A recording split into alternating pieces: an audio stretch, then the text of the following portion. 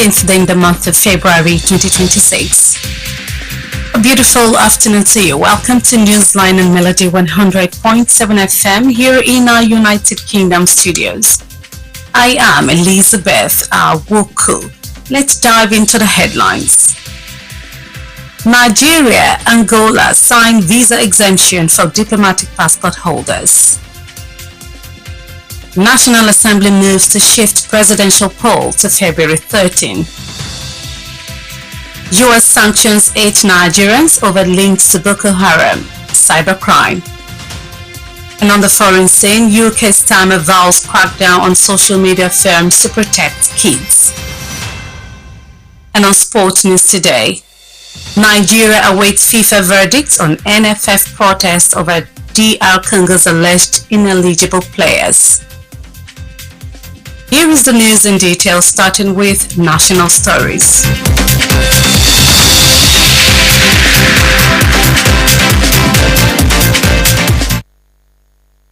Nigeria and Angola have signed a visa exemption agreement for holders of diplomatic and official service passports, according to a statement by the Ministry of Foreign Affairs spokesperson Kimiebi Ebiemfa. The agreement was signed on Saturday on the sidelines of the 39th Ordinary Session of the Heads of State and Government of the African Union in Addis Ababa. The Nigerian delegation was led by the Minister of Foreign Affairs, Ambassador Yusuf Tuga, while Angola's delegation was headed by the Minister of International Relations, Ambassador Tete Antonio. Speaking at the signing ceremony, Tuga described the agreement as a long-awaited milestone that would deepen cooperation between the two countries. He said the signing was aimed at strengthening bilateral relations and easing official travel between both nations. Tuga said the initiative has been long overdue and represents a timely step in strengthening bilateral engagement. He explained further that the visa exemption would enable holders of diplomatic and official service passports to travel more freely between the two countries. The National Assembly announced on Sunday that it would reconvene its plenary session on Tuesday, February 17, 2026, cutting short its recess amid indications that lawmakers may review the date set for the 2027 presidential election. Findings by the Newsline showed that the National Assembly may shift the presidential poll to February 13, 2027. In a notice signed by the clerk to the National Assembly, Kamoru Ogunlano, senators and members of the House of Representatives were directed to resume sitting at 11 a.m. and adjust their schedules accordingly, as their crucial decisions are expected to be taken during the session. The ultimate aim for the shift is to give legislative backing to INEC's request to address the concerns raised regarding the 2027 elections slated to hold during Ramadan. In another story, the United States has frozen the assets and properties of 8 Nigerians accused of having links to the Islamic sect Boko Haram and the Islamic State of Iraq and the Levant. This was contained in a 3,000-page document dated February the 10th, released by the United States Treasury's Office of Foreign Asset Control and cited by the correspondent on Monday. The document also identified individuals sanctioned for cybercrime-related offenses and other security threats. The pronouncement comes on the heels of recent recommendations by the U.S. Congress for visa bans and asset freezes on persons and groups accused of violations of religious freedom and persecutions of Christians in Nigeria. The former governor of Kano State, Rabiu Kwankwaso, the Miyetti Allah Cattle Breeders Association of Nigeria, and Miyetti Allah Cattle were recommended by United States lawmakers for visa bans and asset freezes. Thank you for staying tuned to Newsline. Returns shortly. Stay with us.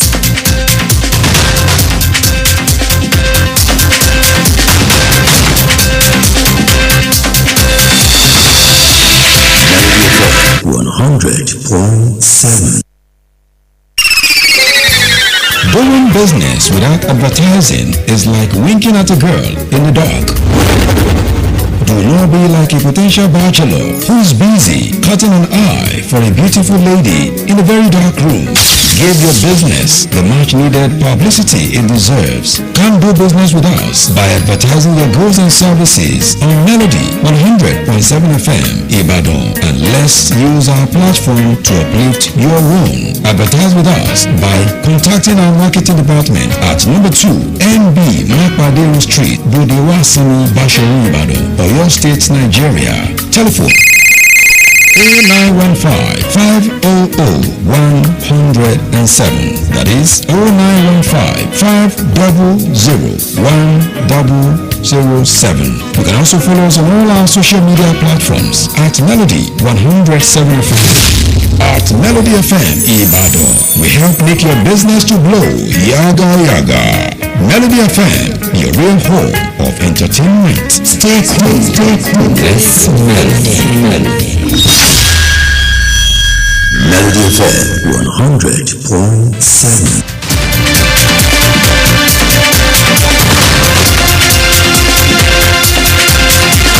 Welcome back to listening to Newsline on Melody 100.7 FM. Many thanks for staying with us. The news continues and straight to the business story. The Niger Delta Power Holding Company has moved to safeguard the Omotosho and Sapele power plant following the completion of the second phase of its 2026 insurance risk engineering survey. The company said in a statement that the exercise, which ended on Friday, marked another significant step in its ongoing commitment to operational excellence, asset integrity, and risk mitigation across its generation portfolio. According to NDPHC, the survey formed part of its strategic collaboration with global insurance partners to ensure that its critical power generation infrastructure met international safety and risk management standards.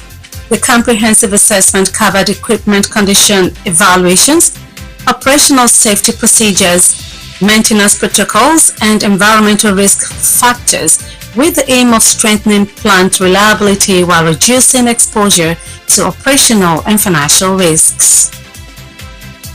And on the foreign scene, UK Prime Minister Keir Starmer has outlined a series of measures to protect children from the risk of social media. This is as he warns the platforms will no longer receive a free pass in safeguarding young users. The Prime Minister, in a lengthy post, set out his position on Substacks and outlined platforms that allows writers to publish opinions, newsletters, and some other things. He shared a link to the post in a separate but immediate update on X, as confirmed by Newsline on Monday. He framed the move as a response to parents' concerns and broader harms children face online. And straight to the entertainment news. Nigerian music star Rema has achieved a major milestone as his debut album, Rave and Roses, extends his historic run on the Billboard World Albums chart to 170 weeks. The project now holds the record as the longest charting African album in the chart history. The album surpassed the previous benchmark set by Made in Lagos by Wizkid, which spent 164 weeks on the same chart before relinquishing the top African spot last year. Other notable African projects with impressive runs on the Billboard World Albums chart include Born in the Wild by Tems, 79 weeks, Love, Damina by Burna Boy, 63 weeks, and The Best of the Black President by Afrobeat legend Fela Kuti, 45 weeks. Meanwhile, Rema continues to make waves on the Billboard Hot 100.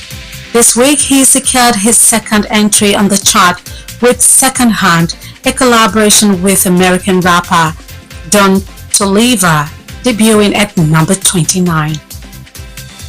Finally, on sports news today.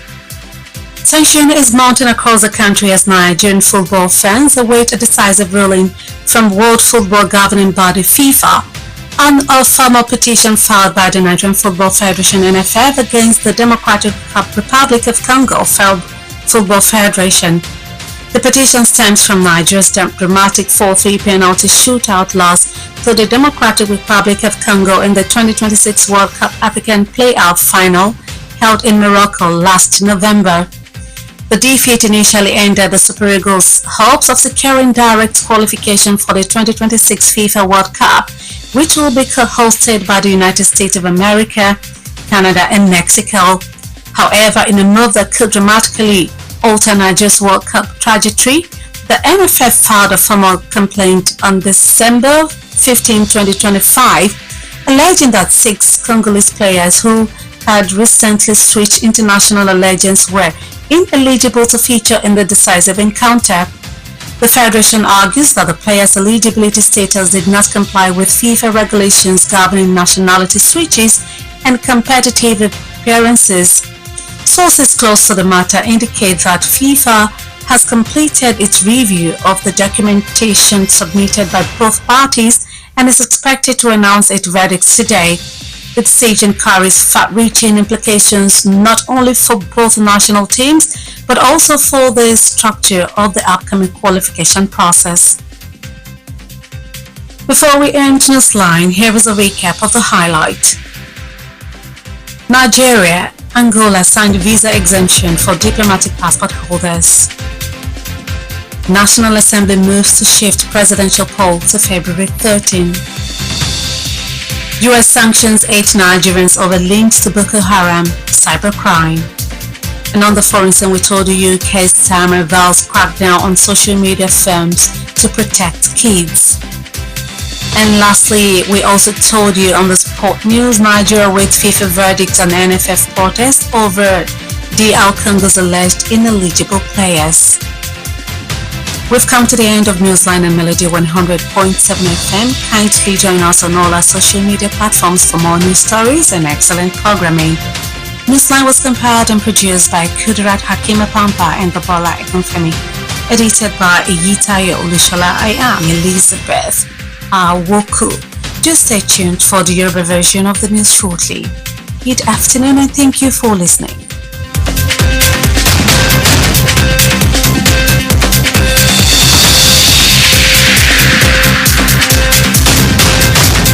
Melody FM 100.7. Melody FM lógbòde o táyé ń gbọ́. Máa sọ̀rùn nìbàdàn láti gbé ń dá kékelúké. Ìròyìn ní ìkànnì Melody 100.7 FM Ìbàdàn.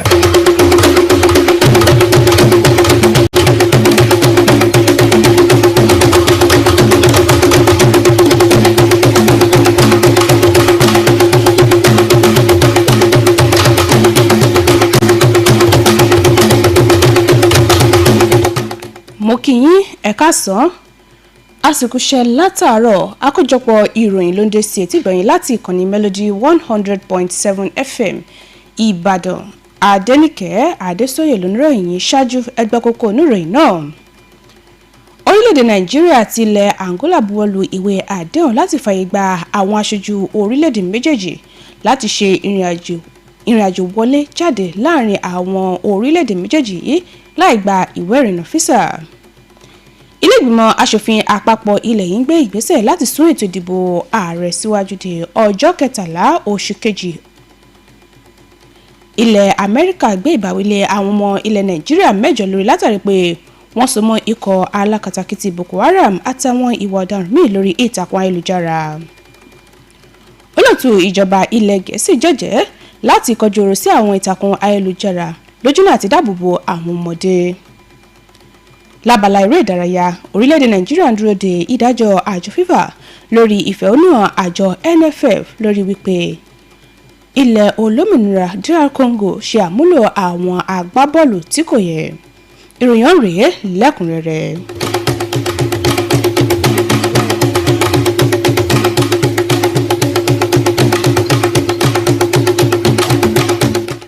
Orílẹ̀-èdè Nàìjíríà àti ilẹ̀ Angola ti buwọ́lu ìwé àdéhùn lójúnà àti fààyè gba àwọn aṣojú orílẹ̀-èdè méjèèjì láti máa ṣe ìrìnàjò wọlé jáde láàrin àwọn orílẹ̀-èdè méjèèjì yìí láì gba ìwé ìrìnnà físà gẹ́gẹ́ bí àtẹ̀jáde kan látọwọ́ agbẹnusọ iléeṣẹ́ tó ń sọ̀rọ̀ ilẹ̀ òkèèrè lórílẹ̀-èdè yìí Kẹ́mẹ́bí Ebenfa ṣe fi léde.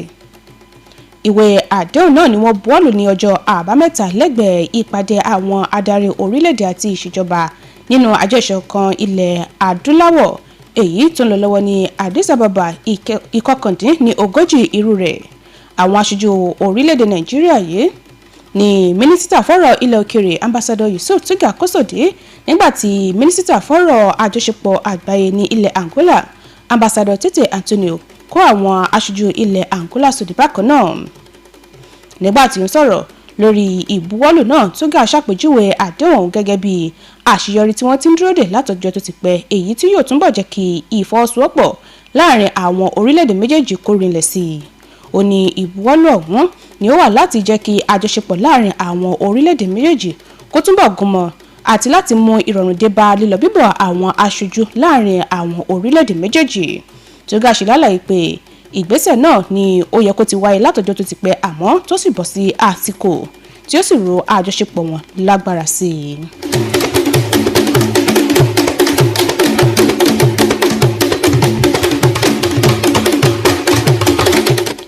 Ẹ̀wẹ̀, ilé-ìgbìmọ̀ aṣòfin àpapọ̀ ilẹ̀ yìí ti kéde lánàá wípé òun yóò bẹ̀rẹ̀ ìjókòó padà ní ọ̀la ọjọ́ ìṣẹ́gun ọjọ́ 17 oṣù kejì ọdún 2026 tó sì gé ìsinmi rẹ̀ kúrú láàrin awuyewuye wípé ó ṣeéṣe kí àwọn aṣòfin yìí fẹ́ ṣe àtúngbéyẹ̀wò ọjọ́ tí ètò ìdìbò ààrẹ tọdún 2027 yóò wáyé.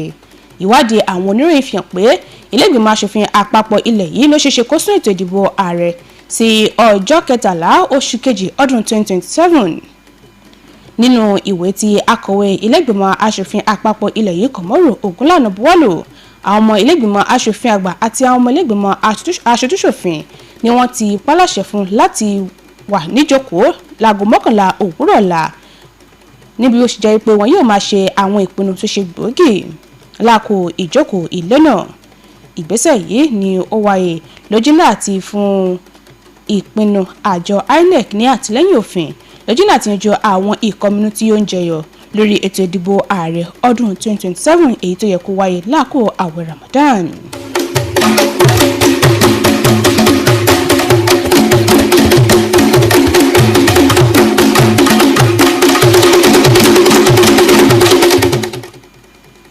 Ilẹ̀ Amẹ́ríkà ti gbẹ́sẹ̀ lé dúkìá àwọn ọmọ orílẹ̀-èdè Nàìjíríà 8 fẹ̀sùn wípé wọ́n so mọ́ ikọ̀ alákatakítí Boko Haram àtàwọn ikọ̀ agbésùmọ̀mí míì. Ẹjọ́ nínú ìwé alábala 3,000 èyí tí wọ́n kọ ní ọjọ́ 10 oṣù kejì tí wọ́n sì fi léde ní ilẹ̀ Amẹ́ríkà èyí tó ti àwọn oníròyìn lọ́wọ́ lónìí. Ìwé ọ̀hún tún ṣe àfihàn àwọn ọmọ ilẹ̀ yìí tí wọ́n bá wí fún ẹ̀sùn tó ní ṣe pẹ̀lú wíwu ìwà ọ̀daràn lórí ìtàkùn ayélujára àtàwọn ìwà ìtọ́ míì tó lè dúnkokò mọ́ ètò ààbò. Ìgbésẹ̀ yìí ni ó wáyé látàrí bí ilé-ìgbìmọ̀ aṣòfin ilẹ̀ Amẹ́ríkà ṣe ń pè fún gbígbẹ́sẹ̀ lé ìwé ìrìnnà àti dúkìá àwọn èèyàn tàbí ẹgbẹ́ èyí tó bá lọ́wọ́ nínú títàpá sí ẹ̀tọ́ àwọn ọmọnìyàn pàápàá jùlọ ṣíṣe àwọn ọmọlẹ́yìn Kristi bọ́sẹ̀ ṣe ṣojú. Bákan náà ni ilé-ìgbìmọ̀ aṣòfin ilẹ̀ Amẹ́ríkà ti ń pè fún fífagilé ìwé ìrìnnà gómìnà ìpínlẹ̀ Kánò tẹ́lẹ̀ rí Rabi Kwankwaso, ẹgbẹ́ àwọn ọlọ́sìn ẹran Miyetti Allah àti ẹgbẹ́ Miyetti Allah Kao.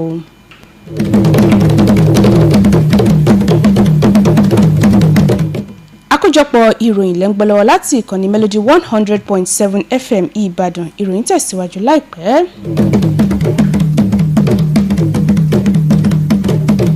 Melody FM Báṣọ̀run nìbàdàn ó kọjá bẹ́ẹ̀.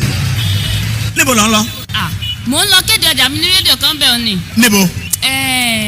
Má wulẹ̀ dákọ̀, má sunwó náà. Ibi táyé kọjú sí ni ó kọjú sí. Polówó ọjà rẹ ní Melody 100.7 FM. Àtàjèrè ló sì máa tà. Polówó ọjà ní Melody. Sanwó polówó ọjà sí Melody. Jẹ́ kí wọ́n lò ní Melody. Kọjá ló sì máa tà ní wàrà wàrà. Ẹ kàn sí ẹ̀ka ìpolówó ọjà wa níléeṣẹ́ wa tó wà ní ojúlé kejì MB Mápàdérun Bódè Wàásìmí Báṣọ̀run Ìbàdàn. Ẹ sì lè pè wá sórí ẹ̀rọ ìbáraẹnisọ̀rọ̀ 0915 500 107 lẹ́ẹ̀kan sí 0915 500 107. Bákan náà lẹ́tún lè kàn sí wa lórí àwọn ìtàkùn ayélujára wa @Melody 107 FM. Àtàjèrè fún gbogbo ẹni tó bá polówó ọjà ní Melody 100.7 FM. Melody FM Báṣọ̀run nìbàdàn ó kọjá bẹ́ẹ̀.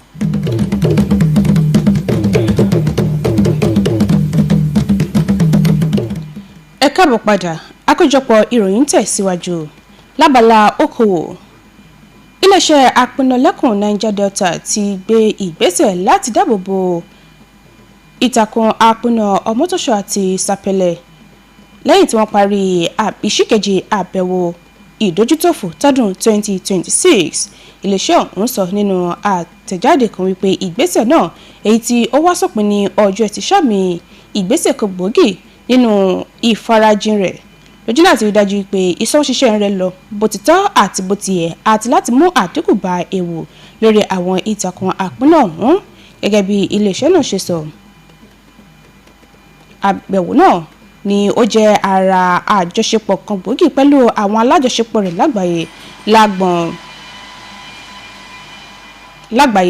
lágbọ̀n ìdójútòfò lójú láti rí dájú pé ààbò wà lórí àwọn ìtàkùn àpínná yìí níbàámu pẹ̀lú ìlànà àgbáyé.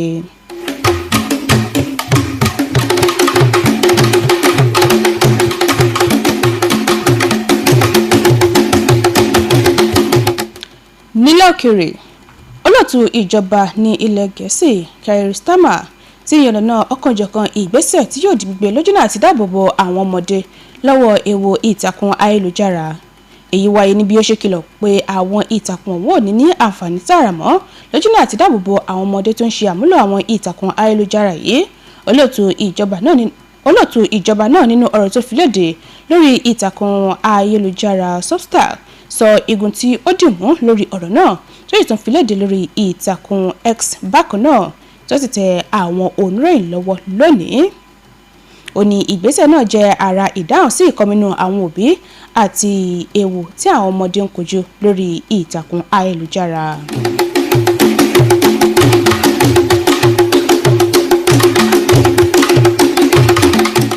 Nínú ìròyìn amúlùdùn, gbajúgbajà olórin tàkasúfè tó jẹ́ ọmọ ilẹ̀ Nàìjíríà Rema ni ó ti ṣe àṣeyọrí gbòógì níbi àwo orin tó kọ́kọ́ gbé jáde tó pe àkọlé rẹ̀ ní Rave and Roses ṣe fi ìtàn balẹ̀ lórí ìtàkùn iléeṣẹ́ Billboard níbi ó ṣe ń léwájú tó sì lékè téńté fún 100 ọ̀sẹ̀. Iṣẹ́ àkànṣe yìí ni ó jẹ́ èyí tí ó pẹ́ jùlọ lórí ìtàkùn àjọ náà lẹ́yìn iṣẹ́ àkànṣe orin Made in Lagos èyí tí Wizkid gbé jáde èyí tó lo ọ̀sẹ̀ mẹ́rìnlé ní 100. Bákan náà, àwọn iṣẹ́ àkànṣe ilẹ̀ Áfíríkà míì tí ó tún gbajúmọ̀ lórí ìtàkùn iléeṣẹ́ Billboard ni Born in the Wild látọwọ́ Tems èyí tó lo ọ̀sẹ̀ 180, Love Damini látọwọ́ Burna Boy èyí tó lo ọ̀sẹ̀ 63 àti The Best of Black President látọwọ́ Fela Kuti èyí tó lo ọ̀sẹ̀ 55.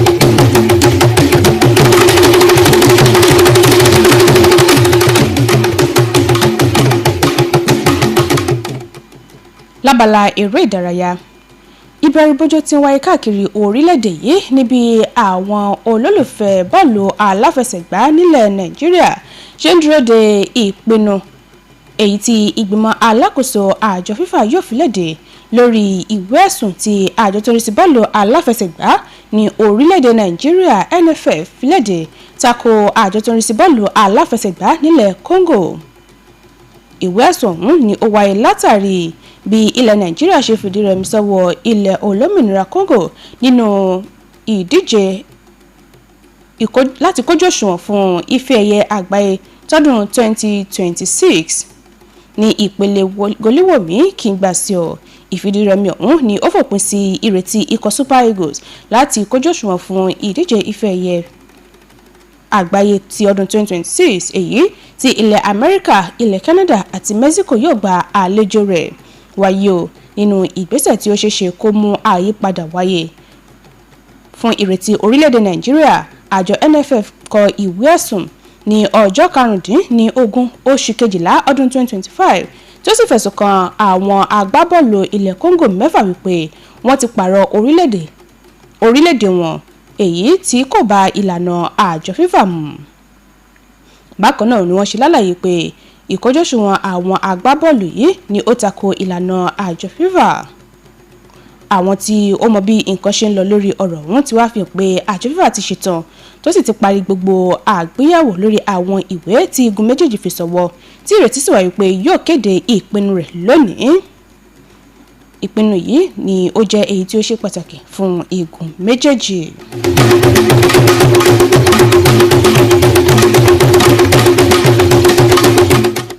Ká tó mú ìròyìn wá sópin, ẹgbẹ́ àkókò tá a mẹ́nubà lẹ́ẹ̀kan sí i. Orílẹ̀-èdè Nàìjíríà àti ilẹ̀ Angola buwọ́lu ìwé àdéhùn láti fààyè gba àwọn aṣojú orílẹ̀-èdè méjèèjì láti máa ṣe ìrìn àjò wọlé jáde láàrin àwọn orílẹ̀-èdè méjèèjì yìí láì gba ìwé ìrìnnà físà. Ilé-ìgbìmọ̀ aṣòfin àpapọ̀ ilẹ̀ yìí gbé ìgbésẹ̀ láti sún ètò ìdìbò ààrẹ sí ọjọ́ 13 oṣù kejì ọdún 2027. Ilẹ̀ Amẹ́ríkà gbé ìbáwílé àwọn ọmọ ilẹ̀ Nàìjíríà 8 lórí látàrí bó ṣe jẹ́ pé wọ́n so mọ́ ikọ̀ alákatakítí Boko Haram àtàwọn ìwà ọ̀daràn míì lórí ìtàkùn ayélujára. Nílẹ̀ òkèrè, àfitún létí pé olóòtú ìjọba ilẹ̀ Gẹ̀ẹ́sì Keir Starmer jẹ́jẹ́ láti kọjú ọ̀rọ̀ sí àwọn ìtàkùn ayélujára lójúnà àti dáàbòbò àwọn ọmọdé. Lábala eré ìdárayá, àmọ́ àti ti gbọ̀yìn pé ilẹ̀ Nàìjíríà ń dúró de ìdájọ́ àjọ FIFA lórí ìfẹ̀hónúhàn àjọ NFF látàrí ẹ̀sùn wípé ilẹ̀ olómìnira Congo ṣe àmúlò àwọn agbábọ́ọ̀lù tí kò tọ́. Tó èyí ló pin àkójọpọ̀ ìròyìn wa fún tòní láti ìkànnì Melody 100.7 FM Ìbàdàn. Ẹ lè darapọ̀ mọ́ wa lórí àwọn ìtàkùn ayélujára wa fún ọ̀kanòjọ̀kan ètò àti ìròyìn síwájú sí i. Kudirat Akeem Apampa àti Bọ́bọ́lá Ẹ̀gúnfẹ́mi ló ṣe àkójọpọ̀ ìròyìn. Èyítáyọ̀ Olúṣọlá lolóòtú ìròyìn. Adenike Adesoye ló kà sétí gbọ̀yìn. Mo kí yín, ẹ máa yáṣẹ́ o.